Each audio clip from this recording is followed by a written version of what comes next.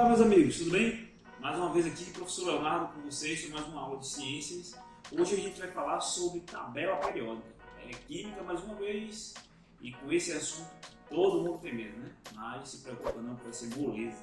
Quando a gente fala de tabela periódica, qual é a primeira coisa que vem na cabeça de todo mundo? Eu sei. Serve de quê? Tudo bem, a gente vai pensar nisso. Para que serve? Quem foi que teve essa ideia e porquê de inventar uma tabela periódica? A tabela periódica tem como sua principal função organizar e classificar os elementos químicos. Então, essa organização e essa classificação ela vai nos ajudar a ter um estudo mais aprimorado desses elementos químicos. Quando que surgiu essa necessidade de se ter uma tabela periódica? Quando começaram a se descobrir novos elementos químicos. Conforme ia se descobrindo mais elementos químicos, maior era a necessidade de se organizar esses elementos químicos. Assim como na biologia, a gente organiza os seres vivos entre família, filo, reino, classe e etc. Na química não vai ser diferente, a gente precisa da tabela periódica para dar essa organização. Com isso, surge essa necessidade de se ter essa tabela, mas ela não ia surgir do nada. Ela precisaria de que os estudantes da época, os pesquisadores e toda a comunidade científica se reunissem e fizessem propostas. Propostas de aprimorar as ideias que iam surgindo, de eliminar as que não serviam e assim sucessivamente. E assim chegar à grande e formosa tabela periódica que a gente tem hoje. A gente viu que os gregos acreditavam que toda matéria era formada por 4 elementos químicos: ar, terra, fogo e água. Vocês viram? E hoje a gente sabe que não é bem assim, né? Não sei Avatar e Pokémon, o resto não é bem assim. Na química, a gente sabe que existem mais de 100 elementos químicos que compõem toda a matéria que existe no universo. Eles se recombinam e formam essa matéria. Um pouco parecido com o que os gregos acreditavam, essa questão de combinar elementos e surgir algo diferente, mas é assim que é. Sabemos que todo o universo é formado por matéria e a matéria é formada por átomos. Esses átomos eles podem ser diferenciados uns dos outros, como a gente já viu antes, através do seu número de prótons. De acordo com o número de prótons, a gente tem um átomo diferente do outro. Que eles estão presentes onde? Na eletrosfera? Não, eles estão presentes no núcleo do átomo. E esses átomos distintos é o que a gente chama de elemento químico. Então, o que vai diferenciar um elemento químico do outro vai ser o número de prótons. A representação de um elemento químico é uma das coisas mais importantes que a gente precisa quando a gente vai ver a tabela periódica. E a gente precisa entender a origem disso.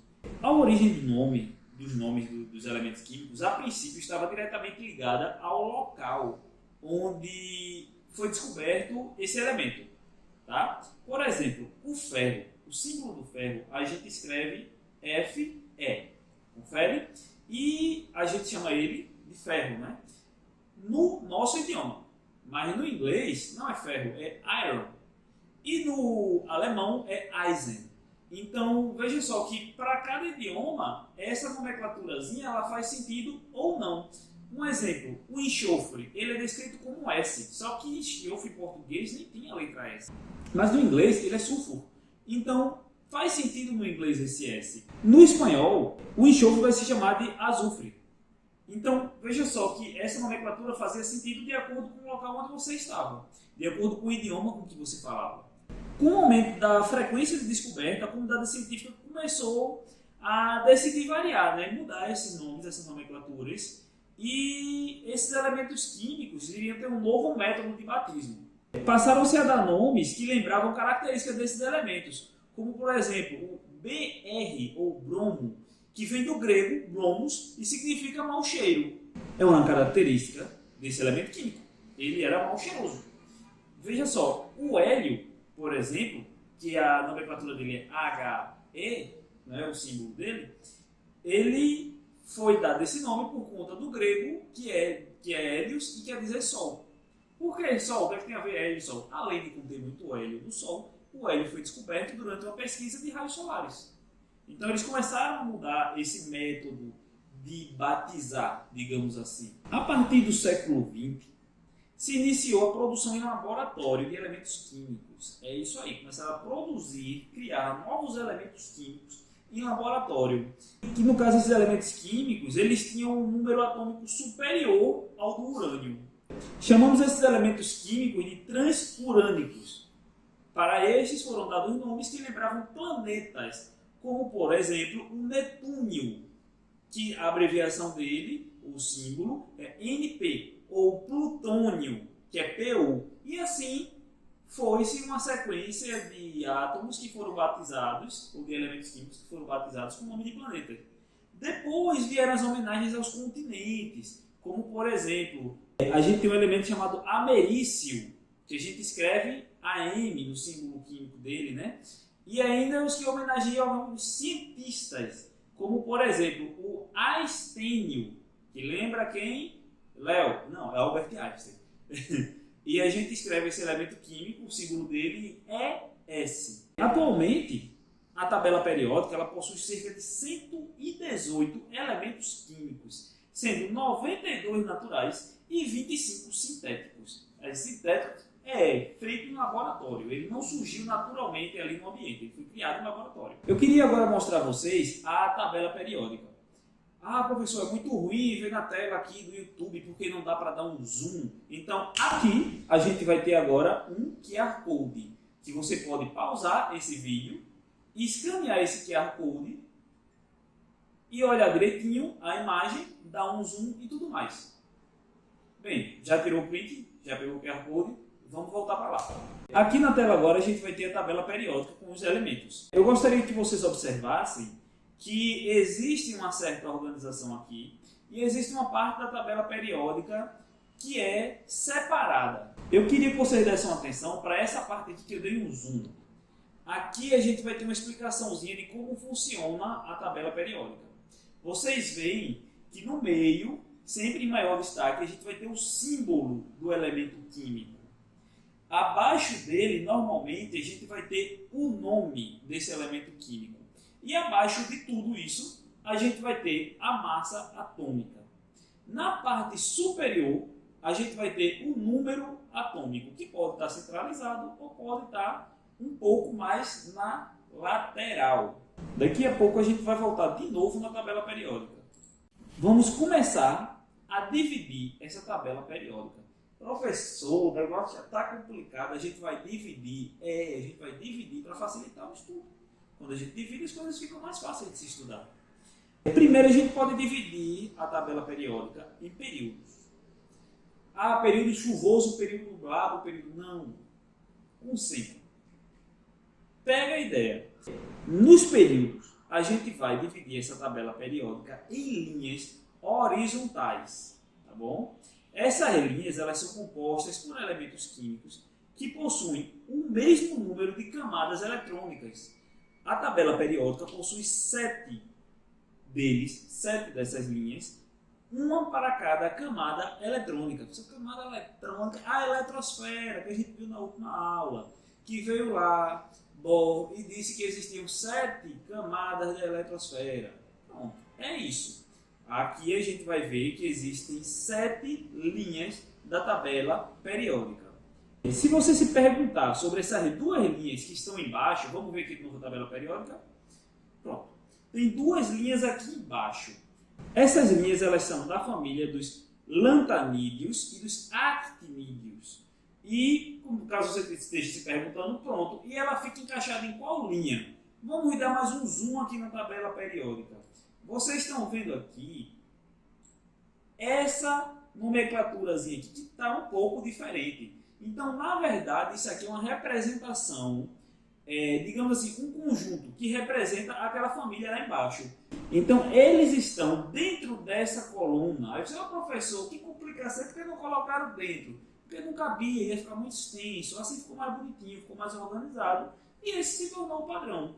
A gente pode dividir essa tabela periódica também quanto a família ou grupos. Você, vai vir de onde? Calma. Esses são representados pelas linhas verticais, aquelas que vão de cima a baixo. E eles são compostos por elementos químicos de características químicas e físicas semelhantes entre si. Por exemplo, o grupo 1 e 2 e o do 13 ao 18, a gente vai ter o mesmo número de elétrons na última camada da eletrosfera. E é importante saber que algumas famílias recebem nomes especiais, como a gente vai ver nessa tabelinha que eu vou botar aqui na tela de vocês. Veja só, a gente vai ter aqui primeiro os metais alcalinos. Acima dos metais alcalinos, a gente vai ver o hélio, que está ali meio solitário, mas ele não pertence à família dos metais alcalinos, tá bom? A gente vai ter aqui os metais alcalinos terrosos, logo ao lado, tá? A gente vai ter aqui os metais de transição, tá? A gente vai ter a família do boro, a família do carbono, a família do nitrogênio, os calcogênios, os halogênios e os gases nobres. A nobreza, vocês devem lembrar, é aquela galera que não gosta muito de compartilhar, que não gosta muito, que já estão completos, satisfeitos. Bem, depois de tudo isso, o que a gente pode fazer é classificar esses elementos por propriedades presentes nesses elementos. Vejam só, os elementos químicos eles podem ser classificados por essas propriedades, que são propriedades periódicas, que podem aparecer de forma crescente ou decrescente dentro dessa tabela. Essas propriedades são raio atômico, energia de ionização, afinidade eletrônica, eletronegatividade, densidade, temperatura de fusão e ebulição e etc. A gente vai ver uma a uma com bastante calma. Começando pelo raio atômico. O raio atômico é uma propriedade que diz respeito ao tamanho do átomo. É como o raio que a gente aprende na matemática, que a gente vai medir, tá? Já que a gente está tratando de uma esfera. Ele leva em consideração dois fatores, esse princípio, tá? Quanto mais níveis a eletrosfera tiver, maior o tamanho do átomo. Então a gente vai levar em consideração a quantidade de níveis da eletrosfera, de camadas nessa eletrosfera.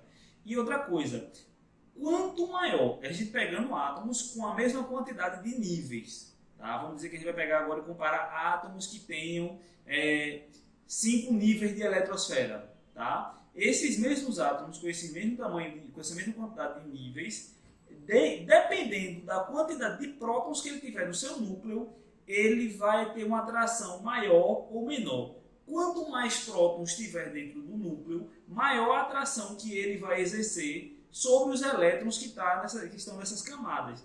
Quando ele é mais atraído para o núcleo, esse átomo fica menor.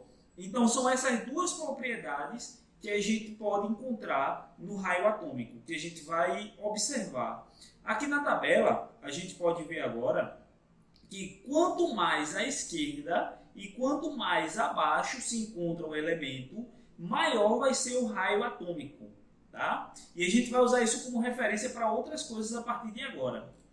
Dando continuidade, a gente consegue ver a energia de ionização.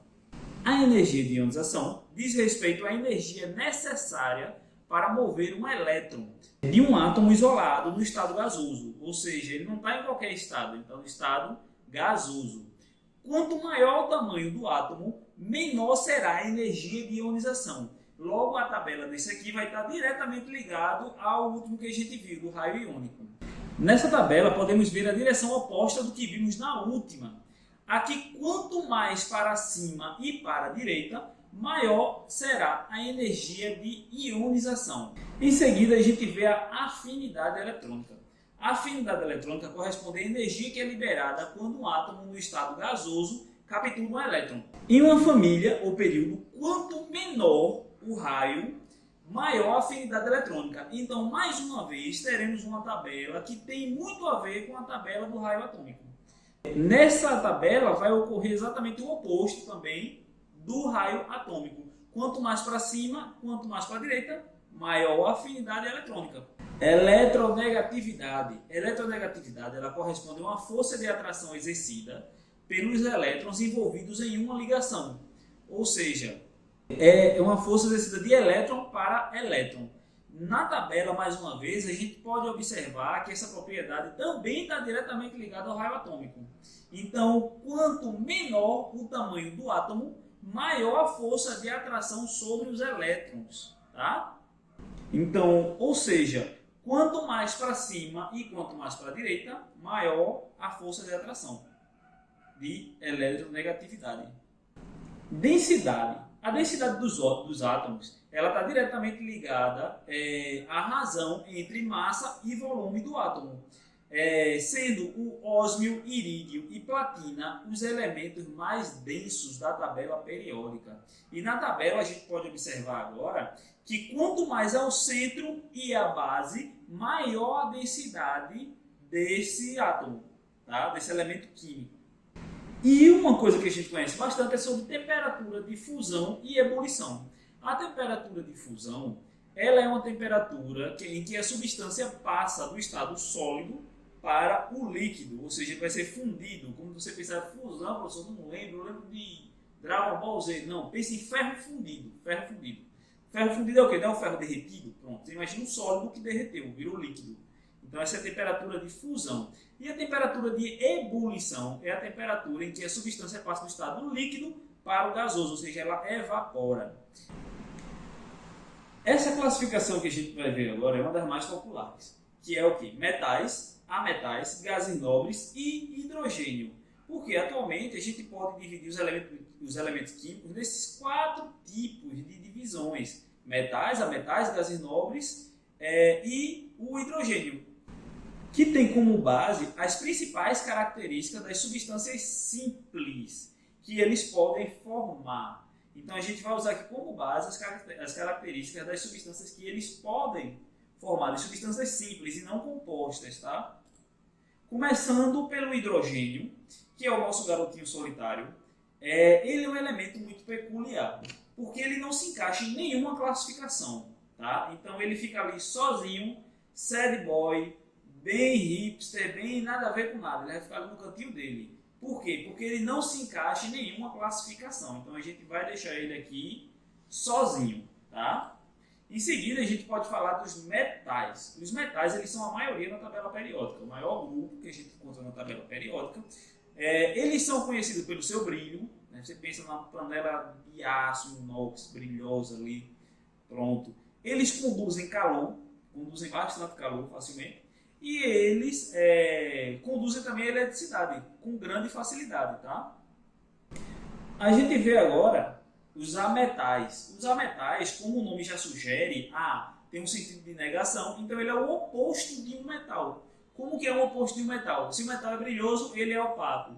Se o metal conduz muito bem o calor, ele não conduz. Se o metal conduz muito bem energia elétrica, o ametal não conduz. Ele é o do contra, ele não quer participar do rolê, ele está ali tranquilinho na dele.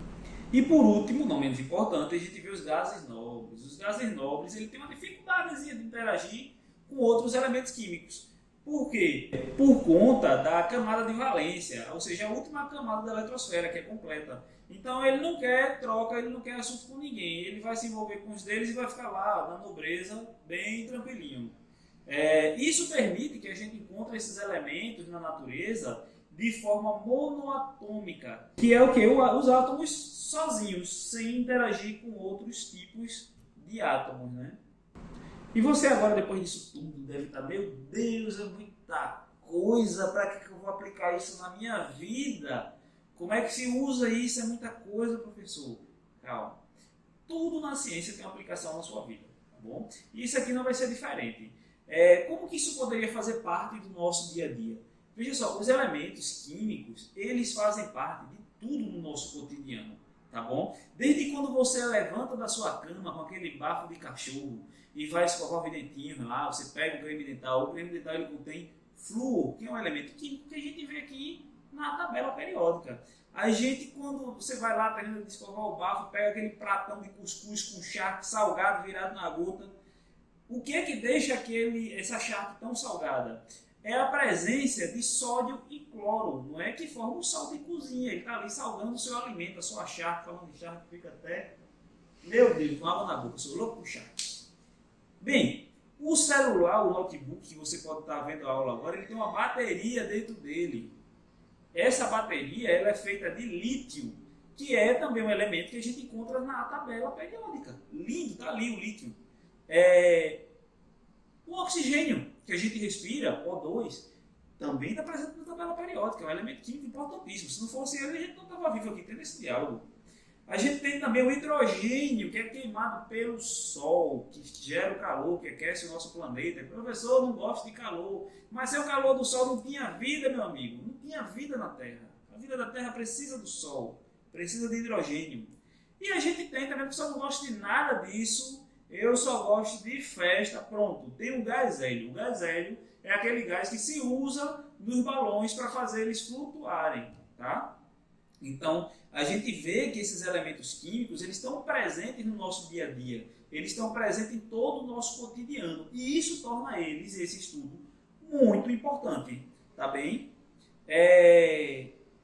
Por hoje, a gente vai encerrar por aqui. Eu sei que vocês vão ficar morrendo de saudade da minha aula, meu Deus, que aula gostosa. Tô zoando. Exercício, tá bom? Eu quero que vocês façam o exercício da página 220 a 223, certo? Vocês vão mandar lá o aplicativozinho da escola, tal, site. Vai ficar tudo bonitinho lá e depois eu vou conferir, tá bem? Um abraço, galera. Tchau, tchau. A gente se vê semana que vem.